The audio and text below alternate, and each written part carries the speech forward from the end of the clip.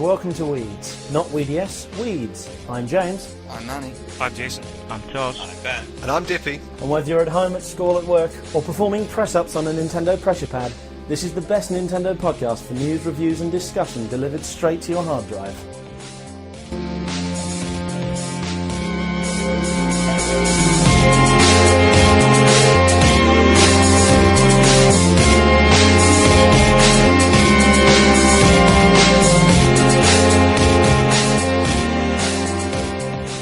Okay, you're listening to the WiiDS podcast episode 22, recorded on Tuesday 17th of July 2007. It's rather packed in here tonight, so I'm going to introduce everyone. First up from the regular hosts, we have Manny the Man Patel. How are you? Not bad. Good, glad to hear it. Hailing from the Highlands, we have Jason Davidson, who I've just realised we don't have a nickname for. Do you want us to come up with one for you? Well, I guess you just could come with a brother, but I'm happy with that. Yeah, we've got a gimmick for you. Oh yeah. We've got a number of guests this week. So, some of you might know the first one. We had to scrape him out from under a bus earlier this week. It's Ben Walker. Hello, How you doing? Yeah. Back from the dead. Back from the dead. By popular demand, no doubt. No doubt. We have notorious critic and self-proclaimed old fart Toz from the forums. Thanks for joining us today. Hiya, thank you very much for that intro. Good. And finally, we have another member of the boards, Dippy Doolittle, who I believe was a guest on one of our lost episodes. Am I right? I am the originator of the lost episodes, yes. Excellent. So it was your fault that we completely lost a few episodes over the summer. That's it, it's all my fault. Right, this week we're doing things a little differently. Since all of the hottest news stories revolve around E3, we're simply going to go straight to the main discussion. We're not going to have a news discussion, in which we're going to look back thoroughly at the events of last week. After that, we have the first batch of news from our new Japanese correspondent, Alex Proctor, as well as virtual console releases, a Wii View, and how you can get involved with the show. All that and more to come, so stay tuned. As you should know by now, you can email us at weedspodcast@gmail.com, and if you register that address in your Wii address book, we'll send a message to your Wii informing you when the next episode is out. Now that I've actually got the password to the email account, we have got that up and running. If anyone wants to email me to let me know whether or not they've actually been receiving their messages, that would be marvellous. You can join the boards at www.weedsforum.com, where you can chat with your fellow listeners and the hosts. You can leave us feedback on the show, make suggestions, and generally be friendly. We're hoping to have a new website soon, actually, so the boards will be the place to go for news on that. We're going to start off today with what we've been playing. And I'm already sick of my voice, so I'll go last. Manny, what have you been playing this week? Well, because it's been E3, I haven't really been playing games too much. But I did get back into Burnout after seeing Burnout on 360 on at E3, and like people are saying that Burnout is not going to change, but it seems like they're going like 4 sequels ahead, like for me anyway. And I've just been playing Burnout Revenge, and I used to have it on the PS2, and it's just like memories again, like learning all the track. Well, not relearning, but I'm familiar with all the tracks, so I can own people on Xbox Live. That's really all I've been playing. Sorry. Oh, and Brain Training. I just played Brain Training just before we started recording, and that sucked me in again. More Brain Training. Okie doke. Jason, what have you been playing? At the moment, for the past week, I've been playing a little bit. I've been going back a bit more retro and a bit to some GameCube titles. I've been playing Time Splitters 3 for the old GameCube. Which I absolutely love, and I've never actually finished it, so I played it with a mate and came around and we played it on co-op for a good night solid, so that was a lot of fun. And, other than that, I played my DS for a little bit. I got back into a bit of Mario Kart again, and a little bit of the Wi-Fi and some of the sort of training missions and whatnot. And other than that, I think I played a bit of Sonic Riders for the GameCube as well. And for the Wii-wise, I think it's mostly been Mortal Kombat for the Wii, which I've been playing, which I actually just got recently, which was fantastic. The controls are excellent, and yeah, it's a really solid fighter for the Wii. Thank you, who's next? Ben. Ben, what have you been playing? Probably 360 games, knowing you. Yes, it has been my 360. I've been playing some Cameo. I think I've got one more part to do on that, and then I've completed it.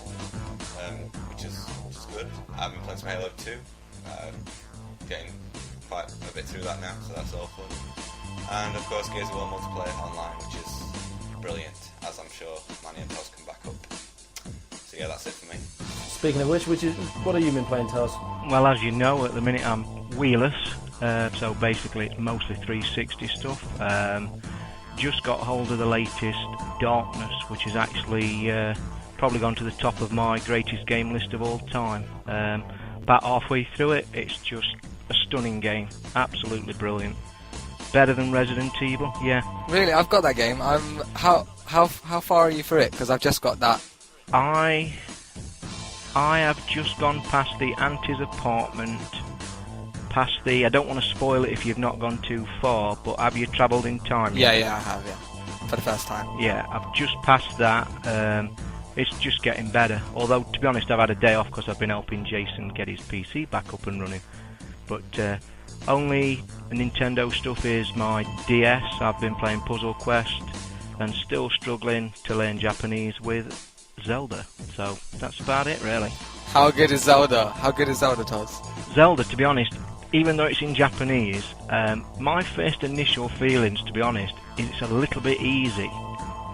And I think when it is translated and we finally get it, I think there'll be a lot of disappointed people out there. Although it's great and it's a real good game, I've just got a feeling it's too easy. But I think the difficulty is balanced with the Phantom Hourglass dungeons, because I think they are rock hard. Like the hardest stuff in Zelda since like Link to the Past. Yeah, I mean, to be honest, I like the way that they've done the time. I mean, that is completely different. Having to return to the same dungeon and do timed events. Some people might not like that. I mean, I've got a young daughter that's played it also. She got to the third dungeon completely on her own, and she doesn't like the time. But even so, I think the control system is just fantastic. Anybody that's worried about the touch screen don't have to be. It's just very well done. Yeah, it's true. But like, what really speaks is that Miyamoto said that when he played this game, he didn't have to change anything. Like, usually when Onuma makes a Zelda game, Miyamoto, upturns the tea table, like he famously says, and he's like, Onuma, change this, change that. But he said, with Phantom Hourglass, you've made the Zelda that I wish I made. So he said, basically. Yeah, I can see. Yeah, it is very good all round. I think, hopefully, I hope they bring another one out on the same system, the same control, but just make it a little bit harder. I mean, I might be too good for it and be a bit big-headed, but I just think it's easy so far. But I've not been on it very often because I'm playing my Xbox too much. That might be wishful thinking at the moment, because Onuma said that the next Wii Zelda will be accessible to non-gamers as well as gamers. He wants to simplify the controls and make the game more accessible and more inviting to people who've never played games before. That might be a bad move then. I mean, I don't know if we're talking about, but I think Nintendo are going down the wrong line. But that's my controversial opinion as always, and probably mention it a bit later on. Absolutely. And finally, Dippy, what have you been playing this week? Well, I picked up Resident Evil on the Wii, which I'm quite happy with, and I had in my hands a Zapper-esque kind of controller, but not made by Wii. It was, I don't know, a Logitech, a kind of white thing that you kind of put exactly like the Zapper, but not by Nintendo. Anyway, I had it in my hand. I didn't play it, and I'm quite glad I didn't, because it's quite nice. It's not an on-rails game, and you can wander around, and I thought that was quite cool. I didn't play it on the GameCube, so I'm kind of getting into it and scaring myself less, as they would say. And loving that. I've also got finished the Wuss level on Elite Beat Agents, and that's really quite cool as well. So no, I'm loving that. That's so camp and so fantastically good. I really enjoyed that. Doing a bit of Puzzle Quest as well, and my daughter's got into that. She quite likes that, but she's also playing Princess Peach's Mario version, and I'm quite disappointed that she won't play Mario. She's playing a Princess Peach one. So, but yeah, no, generally just having a Nintendo Fest for the last couple of weeks, really. Fair so, enough. Yeah, I mean, I myself, I've barely had time to play anything this week because I've mainly been editing the last podcast. It should be a bit quicker this week. But the only thing I played Mario Basketball on the train to London yesterday. And I bought, and this has been killing me, the day after we recorded last week's show, I bought Resident Evil 4 Wii Edition. And today was the first, and a whole week later, today was the first day that I was able to play it. And I only got to play it for 5 minutes. And I've literally just cleared out that first log cabin of good. And so far, I like it, but I don't like the fact that you can't strafe. I mean, the controls I'm getting used to, but I don't like the fact you can't strafe. Yeah, no.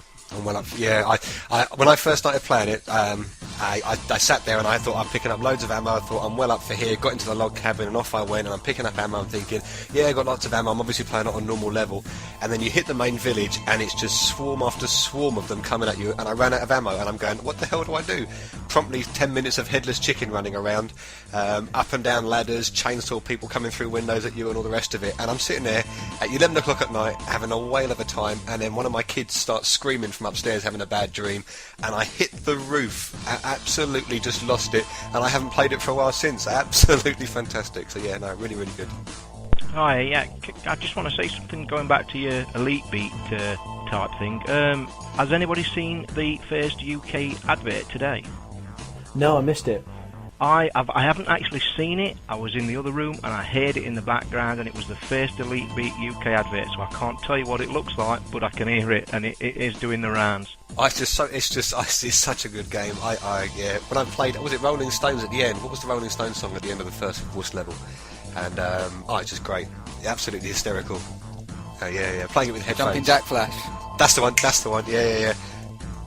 Have you got to the hard level yet? No. I thought I'll play the Wuss level and see how I got on with that. And I think it was about 3 hours or so of me just sitting there in the corner with headphones on, kind of dancing away to myself, and the wife giving me strange looks. And I finished that one. So now next on to the normal level. Have you actually played number 2? Number 2's that you can get hold of on import. Not as good, I don't think. I don't know if Manny's played it. I have played it, but I think it's not as good because it's the Japanese song, and I think it's better when it's a song that you're familiar with, and you can relate to it a bit better. So I'm really glad you guys are playing it, because I remember when I first played the Wendan 1, and I was like, I couldn't imagine the whole world getting addicted to it. It's quite a niche title, but I'm glad that they're advertising it on TV. So I'm glad you mentioned that, because I haven't seen the adverts yet. So Common Elite Beat, everyone just go out and get it, because it's just amazing. It's Guitar Hero for DS. Yeah, exactly. Yeah. There are some recognisable tracks in it. There's a couple there that I didn't know at all, and I guess they're American rocky kind of poppy kind of tracks. I've no idea. I haven't heard them, but there was the Madonna track in there, which wasn't sung by Madonna, but it was a Madonna track, and there's lots of them. Yeah, I thought it's really good. Really, really good. Yeah. Okie doke. When you lot have stopped dribbling over Elite Beats, we can move on into our main discussion. This week, obviously, we're going to be talking about E3. Now, we had planned to do an E3 special last week, but we were unable to record at the time. So, E3 is by the time you hear this, it'll be over a week ago. But we figured we've now got time to calm down. We wait until the wow factor is gone, and we can take a good, long, hard look at this year's event and work out whether or not it was any good.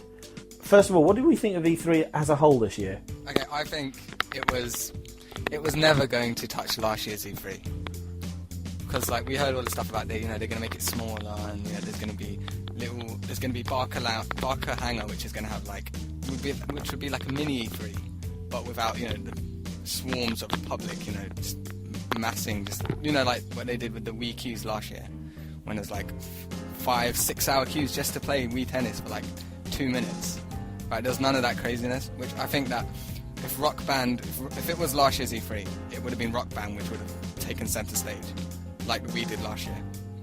But I think this year's just been an overall disappointment, for me anyway. Well, my thoughts on it, I actually stayed up and listened to every single recording live, 4 AM in the morning, sad git that I am. But my whole opinion was that, personally, Microsoft basically gave us everything we knew they was going to give us, nothing new. Sony, personally, think they've got too big a hole to dig out of. And my actual overall winner, which may surprise some people, was Nintendo.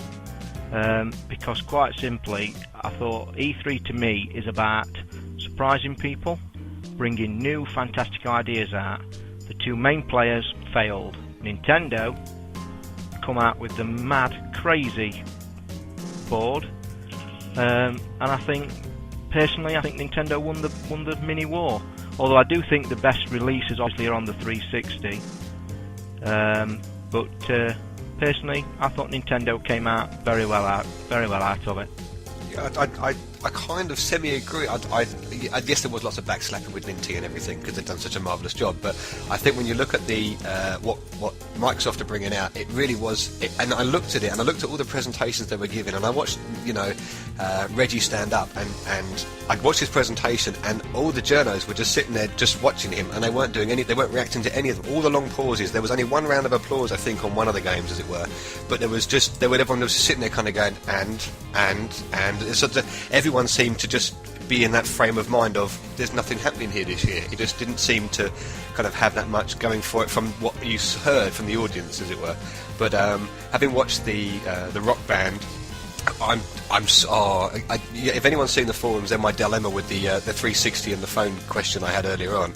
After seeing the Rock Band, it'd be something that, when that comes out, I'll be probably forking out 500 quid for the Xbox and the drum set, and then there's all the widescreen, and it's just, I can see myself already going down the Xbox route. I don't see myself going down the PS route, looking at these two presentations over the E3. So no, I wasn't really overly excited.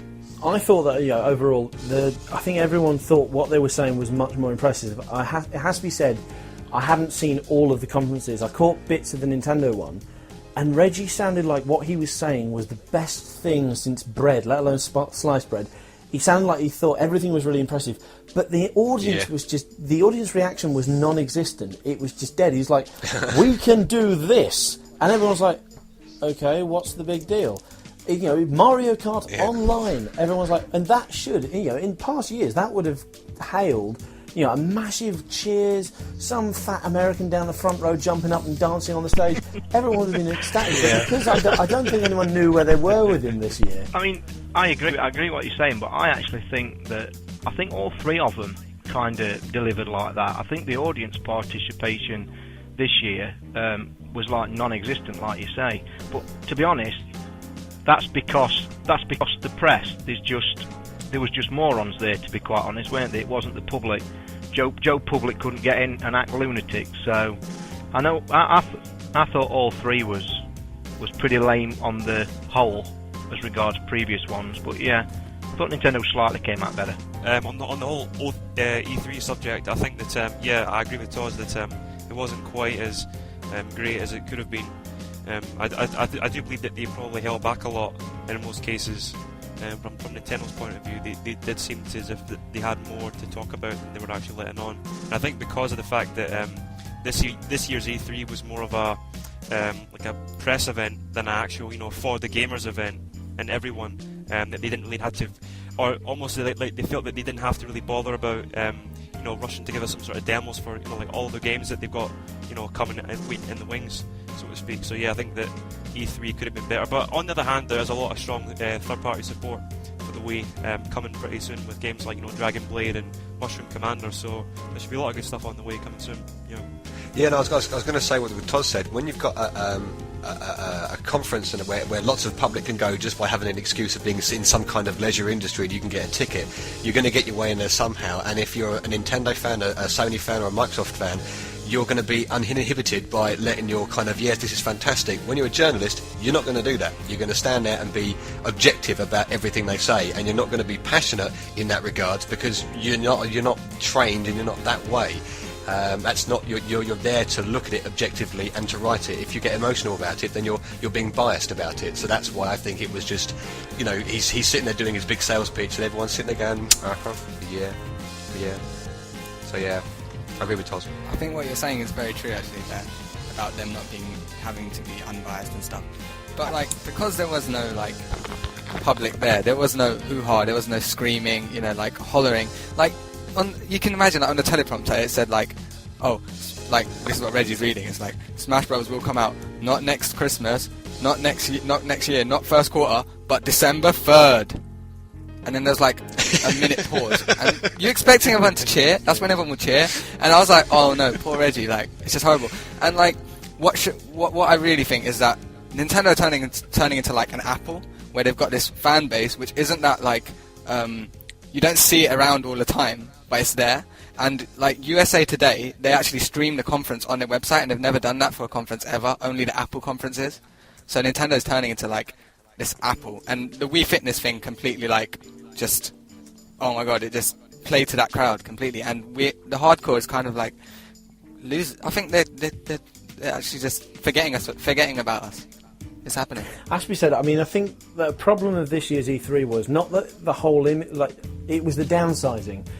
The whole event itself was downsized, for a venue, and that's all right. That's just an aesthetic change, but the content was downsized too, in that there was less to see, less to talk about, and less to to impress us. The Nintendo thing, all of the big first-party titles that we saw this year were the same ones we'd seen last year, and there were a number of titles that didn't turn up at all. Project Hammer we know was canned, but where was Disaster Day of Crisis? The fact was that all they had to offer us this time was release dates, letting us know that the games that we were excited about last year are ever so slightly closer to coming out. Yeah, I agree with that. I mean, my feelings in regards to Nintendo. I mean, I've just got to say, as you're well aware, that they didn't deliver. They're basically delivering what they should have delivered last year. And if a subject I'd like to bring up as well on them lines as well, I mean, about the hardcore gamer, the so-called hardcore gamer, it's clear to me now after E3, whether you like it or you like it not, that Nintendo are going down the casual woman, child game channel. And it's not going to change. They're definitely not going to change now. They've made it quite clear. They've bought a fitness. No, absolutely. They've not shown any hardcore games. They're trying to make out. I've seen an interview today with Reggie saying that the Zapper is going to make Call of Duty fantastic. Well, we know it's not. It's just not going to look good. It can't handle it. I know it's negative towards Nintendo. That's my thoughts. But you just see it now. They've laid the things down. They're not going hardcore. They're basically saying, this is what we are, this is what we're going to deliver, and we're not going to change. And we also get it with the online. The online, they're saying it's coming, it's just not going to happen. You're not going to get a lobby system ever. I know that they're doing well, and they've got a massive fan base now, but if they've got plans, big plans, in my opinion, they've got to really start thinking of the hardcore, and it don't look like they are doing. Well, this. Okay, I'm going to be kind of be nasty in that way. Why should they? In the sense that if you've got a large pie and 10% of that is hardcore gamers that have bought a Wii, and maybe it's even 25% is hardcore gamers, but you've got 75% that are buying brain training, pets, Sims, and Wii Fitness. Who are you going to care for and who are you going to cater for? If that 25% drop off, do you give a gnat? Because in the end of the day, you're still generating what 75% of the populace want, and you can't please all the people all the time. And when you've got a base of people that are interested in those types of games, I mean, I have 3 kids, wife and myself, and we all play the Wii, but we don't play any hardcore. I got Zelda, I just didn't have the time to put into it. I just don't have the time to put into it. But I will have the time to put into playing Xbox games like Black and everything else that I'm still trying to finish and everything. So it's quite strange that I view the Wii as an occasional item. I don't view it as a hardcore thing. The DS is, I think, a hardcore game, because I can pick up my DS, like you were talking about Zelda. I can't wait for that to be UK, because I can't play it in Japanese. I just can't do it. So I'm waiting for it, but that's going to be my hardcore streak for portable. I can't see the Wii. I agree with what you're saying. I fully understand. Yeah, I see your point as regards that. But I come back to the point that Nintendo have promised hardcore games. They did promise hardcore games at the beginning. Yeah. Now, if they didn't do that, then I'm fine with that. Hold my hands up. But they did promise it at the beginning, and they're still in a slight way. Reggie is still spouting all the Call of Duties and this, that, and other. They've either got to go one way or the other. To me, they're going nowhere. If they'd said it, if they had have said nothing at the beginning, then we'd have had this argument a year ago, and the conversation would have been at the launch. Why aren't they catering? And they played that down by saying, "Oh yeah, don't worry, we'll sort something out. No, don't worry." And of course, they don't have to. Yeah.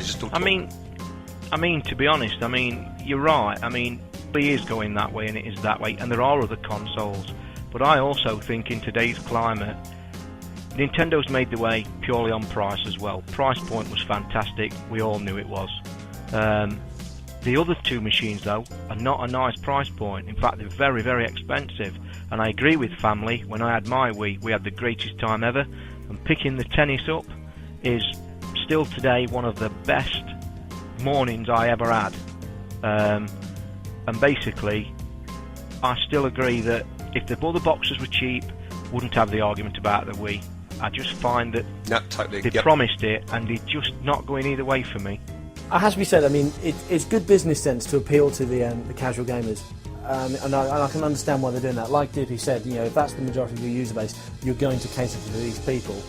And to be fair, since this is the new audience, you want to keep them there. Nintendo are desperate to prove that Wii is not a fad, Wii is not a gimmick, and Wii is not a passing fancy. And the only way to do that is to keep proving that they can appeal to casual gamers. And in that, they've delivered. You've got Wii Fit, you've got peripherals and stuff. You've got games that will appeal to casual gamers. It would be bad business sense to turn their back on the hardcore gamers, given that it's the hardcore gamers who have got them to this place. It's all the millions of people who spent ridiculous amounts of money on Pokemon, Mario and Zelda that got them to the position where they can make the Wii and make it the success it was.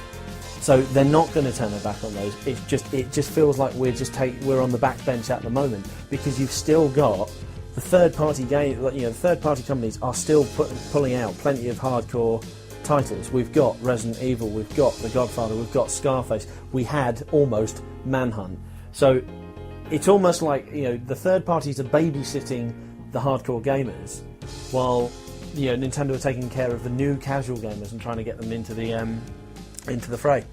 I'm not saying they won't drop off, but when you're looking at the pie and looking at where you should be spreading your costs and where you should be focusing your marketing budgets and everything, you've got 5 million people that have bought a Wii, 1 million's hardcore, 4 million's the kind of casual gamers, and the casual gamers have got their Wii Sports and they bought a couple of games and they thought, well, they're not really that good, are they? What else should we buy?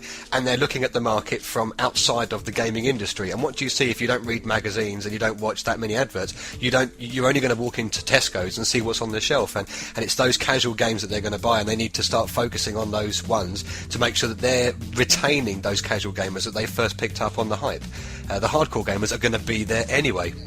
Okay, personally, for me, I want Nintendo to make things for me. I don't want them to make things for... They could make things for other people as well, but I want them to make stuff for me. They said that Metroid would be at launch, Smash Brothers would be at launch, Mario Galaxy would be at launch. That didn't happen. And then they're pulling out these dates out of their ass, and then we're supposed to go wow. And then Microsoft showed Halo, Mass Effect, Call of Duty, all the games they said they were going to show, and they showed them. Nintendo said we're going to show all this, and they showed a third of it. Just one more point from me. I mean, on all that subject, to me, how many of us sat and heard about the Wiimote and dreamt of swords, lightsabers, guns? Fantastic. We all waiting for it. How many are now sitting here thinking, where are they?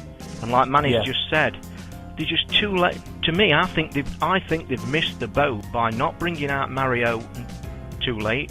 They're bringing all the 3 best titles, to me, are too late. They're just far too late. There's no brilliant hardcore games, and I agree with the family. It's great, it's entertaining, but they've turned full circle to me. It promised so much, and it's disappointing so far. Like I say, when I'm playing Resident Evil shooting, I think that the Wiimote is quite a good gun-esque kind of device. I think it, as a controller that also acts, I think it is quite a good device.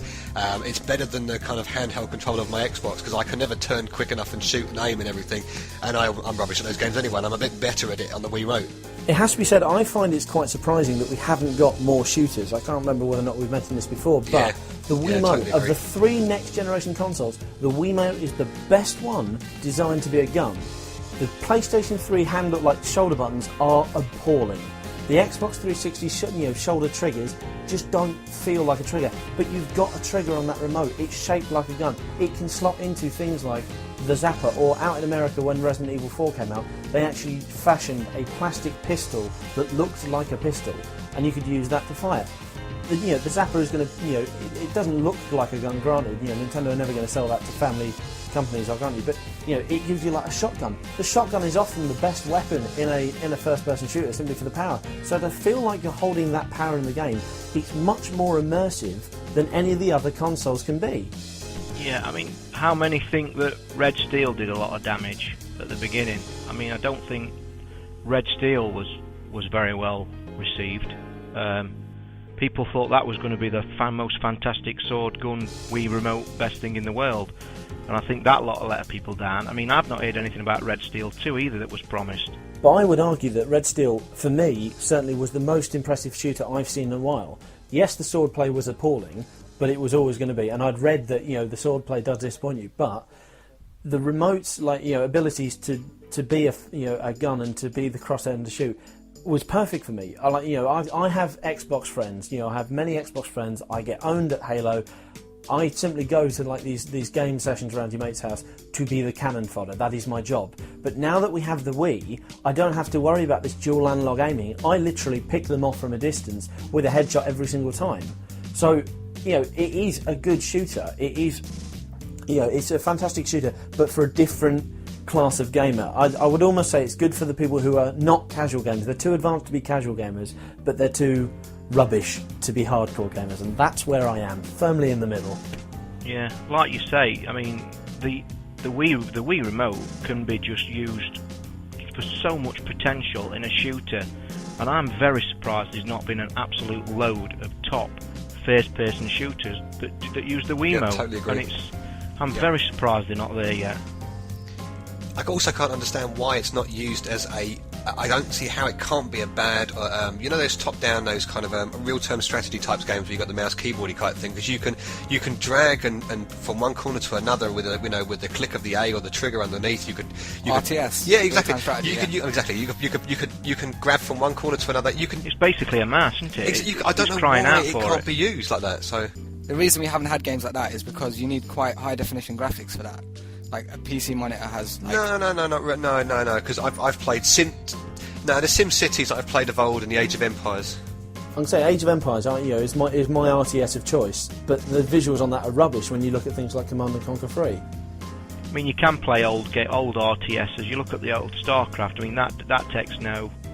That's an old game, and that's a classic game still to this day. I mean, that could easily be run on the Wii. Yep, exactly. Yep, I can't see why. I don't know. You don't feel like the Wii had like hardly any games at E3 compared to the other two consoles? Yeah, definitely. Even though they say third-party support is going to be huge because the thing is selling well, and they said third-party support, but they didn't show it, did they? See, that's the thing. I work every Monday on a magazine in London, as I've said before, and we basically preview every single game that comes out each month. Now, I get to look at the list, I get to look at the release schedules, and many of the big third-party titles are only coming out for PS3 and Xbox 360, not because they're massive next-gen titles, but because they don't want to come on Wii. All the Wii titles are literally Wii or PS2 only, and even then, some of the PS2 titles don't come out on Wii. I think Wii has almost alienated itself from the industry in that third parties don't know whether or not to put their games on that console. I mean, we came so close with the GameCube to the stage where, if a game was multi-format, it was coming out across all three formats. You'd get it on GameCube, Xbox, or PS2, and that was something that Nintendo was really dying for. It really needed that third-party support. And now that you've got Wii, and now that the developers are having to think a lot harder, you've not got as many third-party titles that are being multi-formatted to all three consoles. They're mainly sticking with the big two. But doesn't it seem like Nintendo's like they've shown Wii Fit, and it's like they said that we're going to let third parties make games for it, lots of people make third-party games for it, but then they release something like Wii Fit, and it just trounces everything of a game that the third parties are making, and you'd rather have Wii Fit. I suppose I'm not that impressed with Wii Fit. I mean, it's the natural extension of Wii Sports, granted, and another Wii Sports game would be great. But I don't play games to lose weight. If anything, it's the complete opposite. And the idea of a video game that will help me lose weight isn't desperately appealing to me, because I don't feel like I need to play games to lose weight. If I need to lose weight, I will stop playing games. No, I think if I'm looking at Wii, I mentioned Wii Sports to my kids and my wife, and I showed them the clip, and my wife turned around and went, "Sweet, you're getting one of those. I take it. Hopefully they'll be about 40 quid." My daughter turned around and went, "Oh, that looks quite good fun. You should only play it for 5 minutes and put it down." And I turned around and said exactly what I heard on 1UP: turn it 90 degrees, and it's a skateboard, it's a snowboard, it's a device that you can use in that regard, and it opens up more channels. And when you've got things like that happening, and if you've got third parties kind of going, "Oh yeah, that's a really good idea," now, like I said when I first started on the forums, if somebody's saying it now, that's a good idea, we should do it, how long before that it can be even released as we're doing this as information? It's not going to be until, the Tokyo Game Show that they might start doing some 30-party releases, and it's not going to be until next year that they start, showing trailers. So we're not looking at until 2008 until we start getting really good third-party games. It's all going to be Tosh and film releases and, just rubbish until then. And I want to say one thing quickly before Galaxy coming out in this country not until next year now. So that's going to be almost a year and 3 months after it was released, and it was shown to us as we can have this at launch. Just man, that sucks. Is that Nintendo? Everyone's trying to get to grips with the Wiimote and the nunchuck, like game developers, and then they throw in another thing into the mix. It is cool, and I think that like if you're playing a first-person shooter, you could like use it like you would crouch, and it would feel you. You know, the weight would be crouching, or you go left, and you like lean round like a pillar to like fire, like in Killzone, or whatever. But I don't think any of that's gonna come to fruition. Like half the nunchuck Wiimote stuff that we want hasn't come. I'll say, as we've already said, the potential of the original controller still hasn't been met. So why throw in further peripherals to the mix when you still haven't mastered what you started with? You have to walk before you can run. Oh, I was exactly about to say that. Those exact words. It's like they showed Mario Kart, but then where's Battalion Wars and Disaster Day Crisis? Like those games we know about, they haven't shown us, but then they show us like a clip of Mario Kart, and then they brush Smash Brothers aside like it's not even there. Like it's not even going to have online. I'm telling you now. I predict now it's not going to have online. You hear me now? How deep do you think the Wii Fit can go? The actual board. Personally, I agree with the snowboarding and some other things, but I don't think it can stretch very far.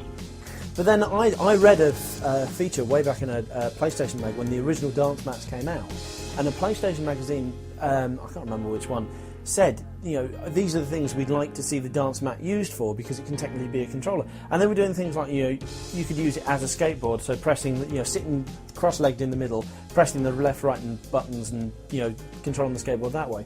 One of the best ones was someone pointed out, like, if you get your mate to hold up the mat and you punch the different buttons, it could be a fighting game. It could be a fighting controller. But that was never used. And I think that's a crying shame. The photos were really good. Who wants to hold that one up? They showed a ski jumping thing, right? And I thought if they could make like a winter sports game, and you could have like a luge, and you'd sit on it, and you'd like lean left and right, and it would feel the weight of your ass on the left and right pads, and it would turn. That's assuming the pad is big enough for your ass. Yeah, very true. Yeah, apparently there's going to be different sizes in like different countries. So America will have a big fat ass. Excuse me, I need a size 32 Wii Fit pad, please. Anybody got a price point on it yet? I think GameStop had a stab. GameStop had a stab, and they put it as $59.99. No, that's way too much just for a pad. Oh no, because they'll set it with Wii Fit, so it's going to. I'm going on 45. 40 to 45. I'll go 50. I think it'll be about probably $29.99. I'm not going to buy it, so I don't care. No, well, it has got 40 games on it. I don't know. Look at Wii Play and the remote. They were selling that for what? They're selling that for 50. Yeah, I suppose. They've always They've always kept the price cheap. That's what Nintendo's done with the Wii, and I can't see them changing. No. You might be right. Yeah. I could see them changing. I could see a sense of arrogance in them at this conference when they were like, "Look at Wii, look how well we're doing. Oh, look, and we made this fitness thing because everyone loves it." Blah blah blah blah. That's been their real point, hasn't it? Let's keep it cheap. $175 for the Wii, and everything was cheap. The only thing they did is not pack 2 Wiimotes. In my opinion, was the only problem. That was very stupid. Because as far as I'm aware, every Nintendo console that's come out has had 2 controllers with it, and then the N64 certainly did. The GameCube didn't, but at least controllers were a bit, cheaper. It really did need to. And remote, I mean, come on, the remotes are tiny. They could, that huge, great Wii box, you could have easily fit another remote in there. Yeah, I mean, it was touted, weren't it? This is the great family machine. Well, what's the point of giving one controller with a family machine? It's a bit silly. They did put 2 controllers in. They had the nunchuck and the Wiimote. I just want to say, going back to like the E3 conferences and keeping on track, I mean, it seemed like everything that Nintendo's showing is like what Sony and Microsoft would hope to show, because Microsoft showed like Viva Pinata, Party Animal, which is like a party game but with the Viva Pinata. They think Rare still are going to push this thing and make another audience, and it's not happening. It's just not happening on Xbox, because Xbox, everyone wants shooters and racing games, right? Is that right, Todd? Yeah, true. I mean, it's a definite first-person game. I even commented to Jason the other day that there is absolutely loads and loads of first persons, and I personally do think they need to try and go down another line. Whether they can do is another question, because I think they might have gone too far. They tried it with Viva, and I think they're going to struggle to bring back the thing. I mean, like I say, if all the consoles were cheaper, we probably all could have a different console. We all could have a Wii, we all could have a 360. Whether you want a PS3 is another question.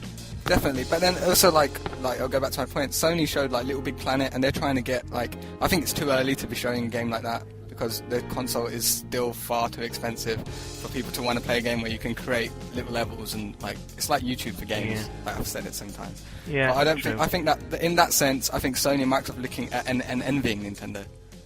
In that they want that market and they're not, and like Wii's gonna surpass 360. I read. This is funny. I read analysts say today that PS3 is gonna be winning by 2008 March. Like it's gonna be in the hot seat number 1, and it's gonna win. I think that's laughable. I think Wii is gonna be. I actually still think that the PlayStation have dug far too deep a hole, and will take a hell of a lot of getting out of. Yeah, same. Exactly. Killzone isn't going to save it. I think everyone's like, wow, Killzone, it looks good, it looks like the tech demo, but I don't really care. How good was Killzone 1 anyway? It wasn't a Halo, that's for sure. We need to start like wrapping this up, but there's one big thing we haven't really discussed yet. Mario Kart Wii. Now, personally, we all knew this was coming. We had the rumours, we discussed the rumours last week. We all knew that Mario Kart Wii would be, available. But I have to say, when I saw it, I really wasn't that impressed. I know I said last week that I'm more impressed by Brawl than I am by Kart. But even so, Kart I expected to bring out more of an emotion in me than it did this time.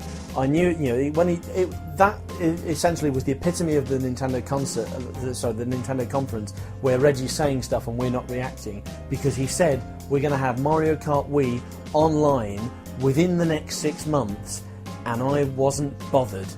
And I don't know why. I mean, how do you guys feel about this? We had it, no, the reason you're not bothered is because we had it on DS. Like, oh, Mario Kart is online on Wii, like, we're supposed to be impressed. No. And Mario Kart needs to change. It looks the same. It looks like the DS game. When I saw it, I thought, oh my god, it's another Mario Kart DS. And it was like, no, for Wii. I was like, what? That is exactly it. Many of the karts you saw were the same. Many of the tracks you saw were the same. Yeah, there was DS tracks in it as well. It was essentially a reversal of the progress. Mario Kart DS was such a success because it'd taken the console version and put it on a handheld. This was doing it the other way around. It was taking a handheld game to a console version, and that does not work. On the PS2, you've got the Liberty City Stories, Vice City Stories games, which is like a handheld game that's gone to a console, and it doesn't work that way. Well, but they abandoned the whole double dash thing.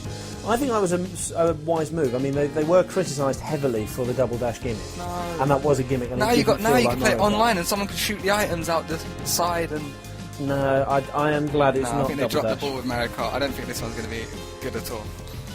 It'll still be good, and let's face it, we all know we're going to buy it, and we all know we're going to race online. But it's just, it wasn't. Oh yeah, for sure. It's not going to have the impact that it should. It shouldn't have been shown. I don't think it should have been shown. Do you all think online will actually work? People snaking and like beating people. Well, I'm not just snaking, but basically, do you think they'll actually pull it off on the Wii? Well, I think they'll pull Mario Kart off. I think they'll put it off online on Mario Kart. But Smash Brothers will not be online. Smash Brothers, I can tell you now, I had this discussion with Jason. Smash Brothers will not be online for the simple reason they cannot handle latency with fighting games. That's why you have yet to see, even on the big machines, a top fighting game. They can't handle latency. Virtua Fighter 5 is the only one that's coming out, and it's not coming out yet. But with a Wii, will not be able to handle a fighting game online. Never in a million years. Yeah, that is a fair point. I mean, most fighting games you have are one-on-one, and even then, if they haven't done a one-on-one fighting game, they're never going to do 4 and a free-for-all. I think online modes on many Nintendo games is basically it's wishful thinking. We want online, and I would almost say, and this goes back to the online discussion we had a few weeks back. I would almost say that online is essentially a buzzword that everyone's been that everyone's used to win the public over. I automatically feel that I should get into online games because everyone talks about it, because everyone says it's so good. But when I played Mario Kart Online on the DS, it made no difference at all. So it's not that important in the end. No, I'm gonna side with Toz on this one. When I had my original Xbox and I played online, just before I started thinking about chipping it, I knew it was going to be a regret. I chipped the Xbox, and it was the biggest regret losing online play, because online play is just it brings a whole different dimension to any game, whether it be Project Gotham, whether it be Rainbow Six.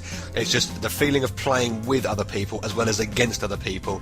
There is not a feeling like it, and the reason they're throwing online is because that is the way that gaming in essence on the big machines are going. And I totally agree that, you know, I said I'm looking for a new machine, the next gen machine, with regards to the graphics and high def, and I know I'm going to go with the Xbox route because I know that live is a much better way of doing things. And home, I can't see why I would want home, and I can't see why I'd want to go down that route. I know the PlayStation is the bee's knees of a machine. I know, in the same way as I know a Mac is a much better machine than a PC, I'm still going to buy a PC because that's what I like using, and I know everything I'm going to use is going to work on it. And if I buy a PlayStation 3, I'm going to end up spending 60 quid on a game that will be really, really good, but who else is going to be playing it when I could be playing against 5,000 million people who are playing on the live cam?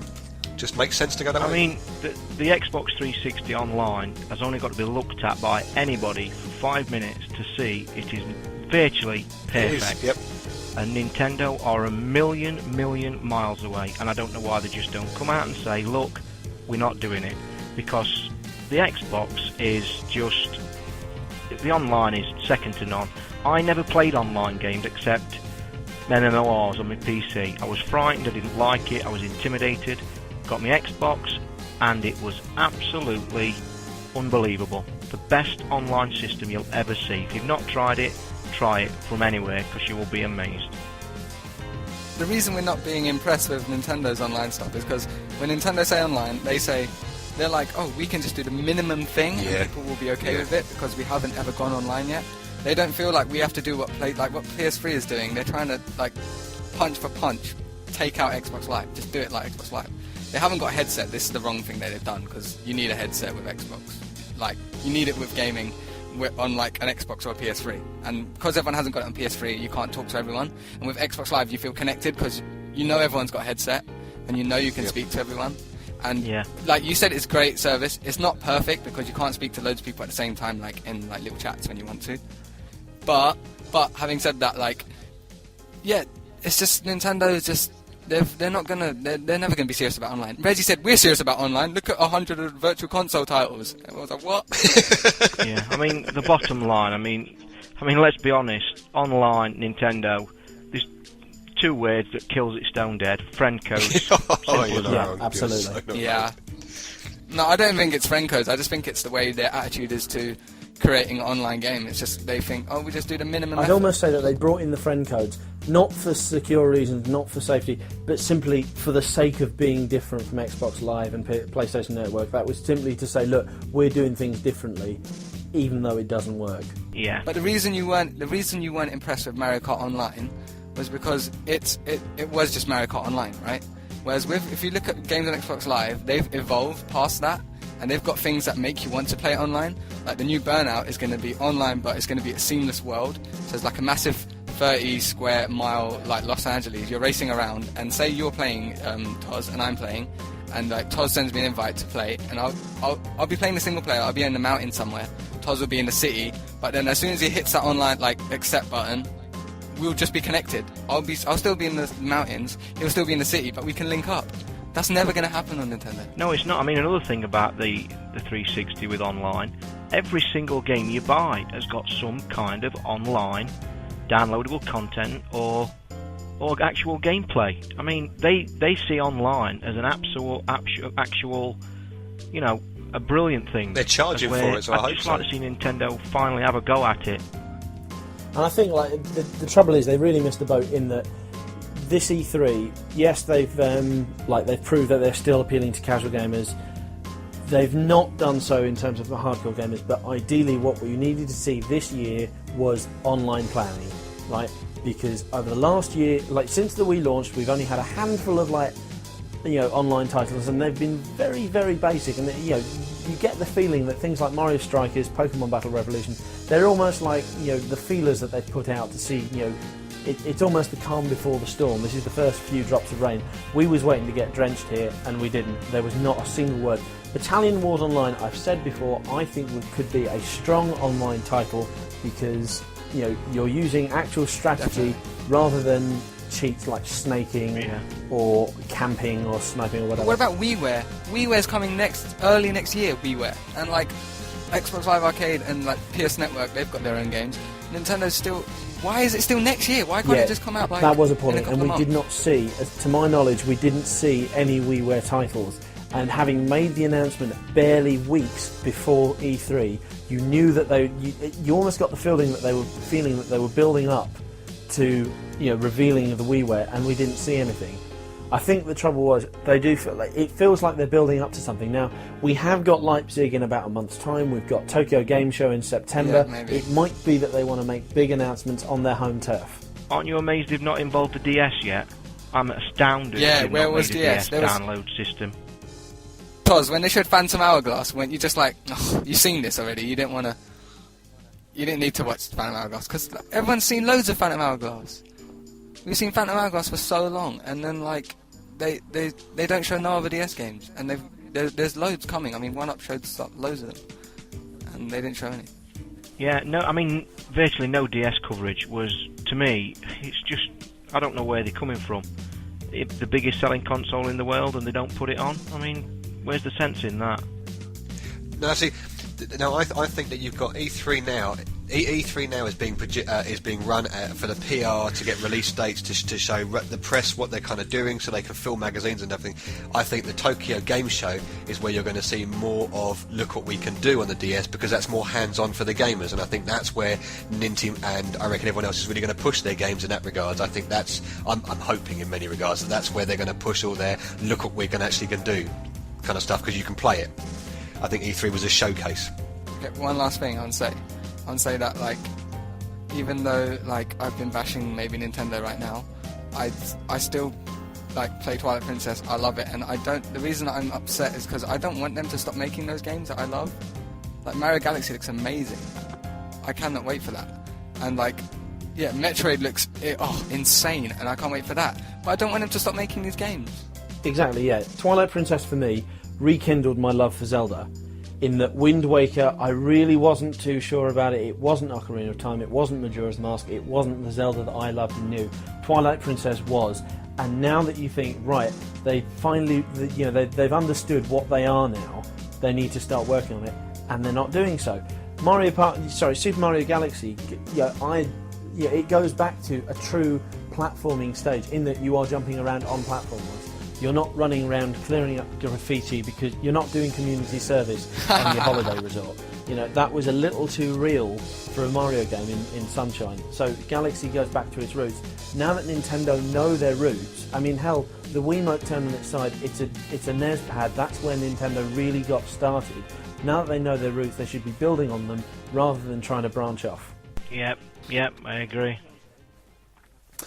Okay, well, that has got to be the longest main discussion we've ever had. Has anyone else got anything they want to add?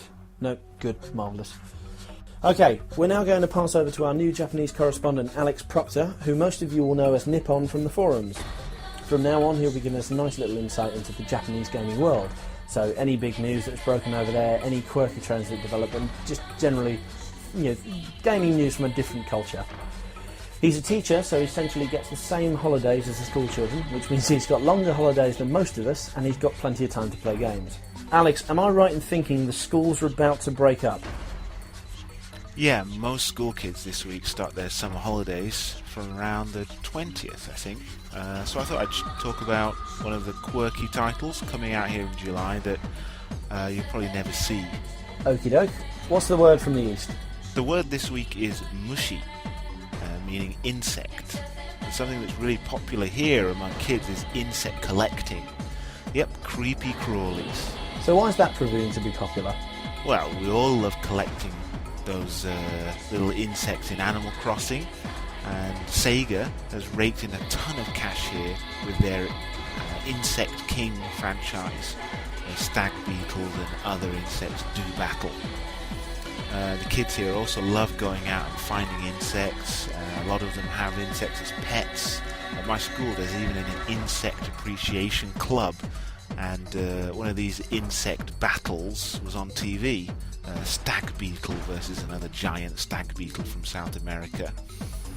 So, Mushizukan DS is like a Pokédex, but for actual real insects. It's got information on 786 domestic and 100 foreign insects. So you're wandering around trying to find your insects. You find an insect. If you don't know the name of it, then you can just search it. You can search by colour, shape, size, habitat, and so on. And there's some really great photos of the insects too. The game also has a quiz section with over 1,000 questions to test your bug-based brain power. You have to draw the insect, give it the right name, identify its sound, and so on. There are also a few mini-games thrown in. Well, it's a Nintendo game. What would it be without mini-games? So this is exactly the kind of non-game that taps into what kids are interested and just gives them something they couldn't get with a reference book. So it just gives them something else. So I think that's a really good idea. It's also the kind of thing that few parents could reasonably object to their children having, as it is genuinely useful and educational. Another thing, it encourages kids to actually get out of the house and do something during the summer holidays. Well, I'll wrap up for now, but next time I'll tell you about another way the DS is being used to nurture young minds. Mata raishu! I have no idea what that means. We'll have to ask him next week. You can expect to hear the latest from Japan next week on WiiDS. Now, Jason's volunteered to be our regular reviewer, so I'm going to hand over to him for this week's Wii-View. Thank you, James. Well, this week's review will be a classic hit from the Virtual Console on Nintendo Wii. It is Gunstar Heroes, and it originally was released for the Sega Mega Drive back in the day in 1999, and the creator was, of course, Treasure, cult classic company which made such games, classics like Radiant Silvergun for the Sega Saturn and Ikaruga for the Dreamcast. And from there, it's, well, what can I say? I mean, it's an incredible game. It's a game that has always been close to my heart. It's a game that it just plays true to itself. I mean, at the start, essentially, you begin with two characters, and you can choose for them, and it's very, very, very clever, because what you do is that when the two characters have different gameplay styles, so that one can shoot in different directions and one can shoot while moving, so that it gives that restriction between the two. So that it kind of gives you that option to, or should I sacrifice my shooting gameplay so that I can be more freely and do more acrobatic movement while playing the game. Other things like the power source system is like a very complex setup, where it's like you have all these little orbs that are like laid out within different levels, and when you pick them up, they're added to your sort of level system. And when you pick them up, they can be things like ice, fire, lightning, all sorts of different elements, and some are like directional things, so that maybe you can shoot and it'll automatically lock on, and other ones, when you combine them, it's just really quite clever, because there's so many different ways that you can combine elements and weapon systems that makes it a really, really clever. In fact, probably the only game I've actually seen do this sort of thing. I mean, there's no other game that's ever had this weapon system since. So for me, that's one really good aspect of the game. It's really quite fun to sort of play about with all the different combinations that you can do. From there, essentially, the game is split up into 4 separate missions, and in itself, there is roughly, I'd say, a good 50. I would say that each mission in itself is pretty lengthy. But yeah, I mean, the variation within each mission is very good. They can range from forestry to underground, like rebellious places.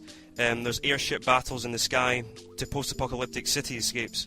So there's a wide variation on each aspect of the game throughout these 4 missions.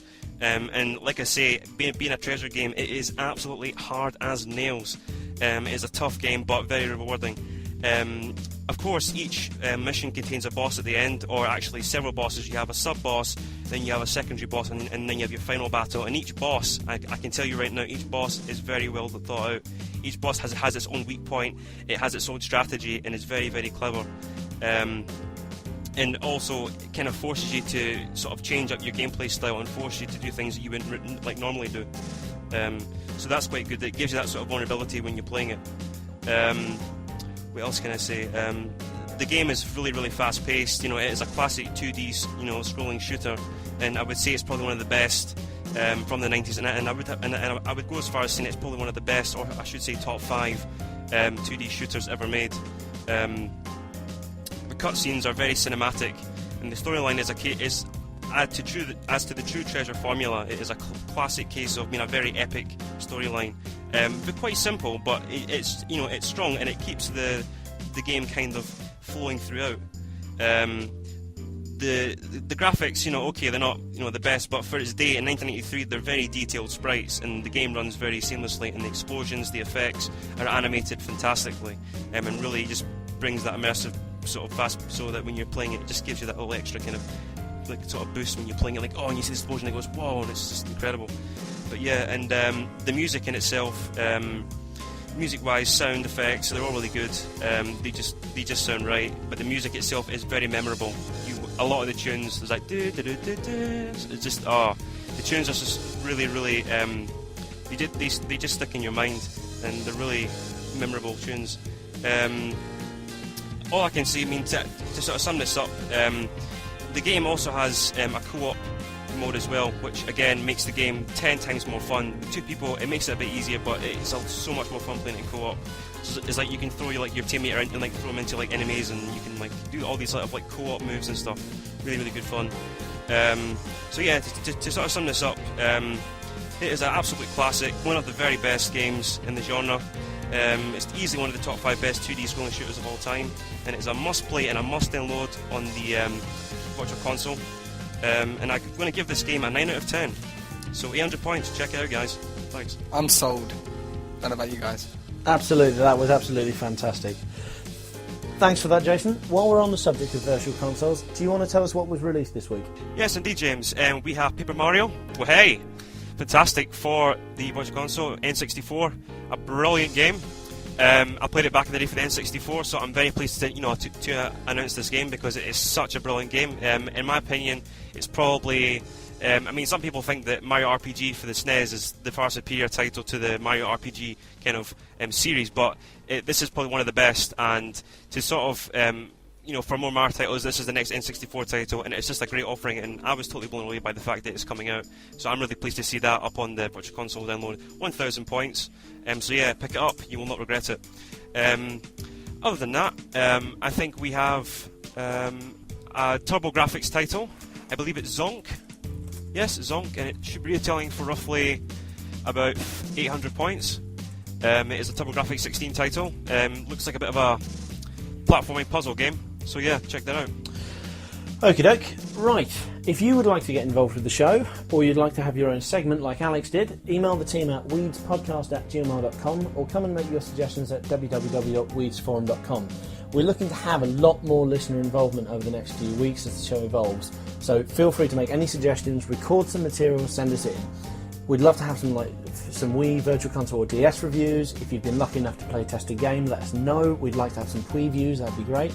If you've got a question for the host, or you want to ask our opinion on something, write it down, record it, send it to us.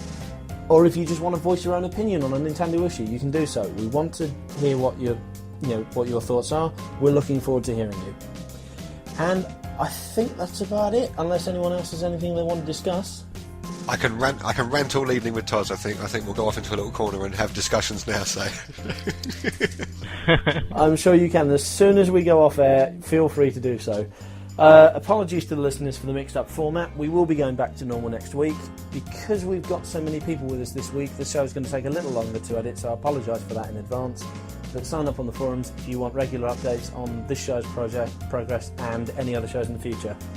A big thanks to Alex for being our man in Japan, and to Toz and Dippy for joining us. It's been absolutely fantastic having you with us, and we'll see you all next week. Bye. Bye. Bye. Bye. Bye, brothers. Stop. Was I supposed to press start?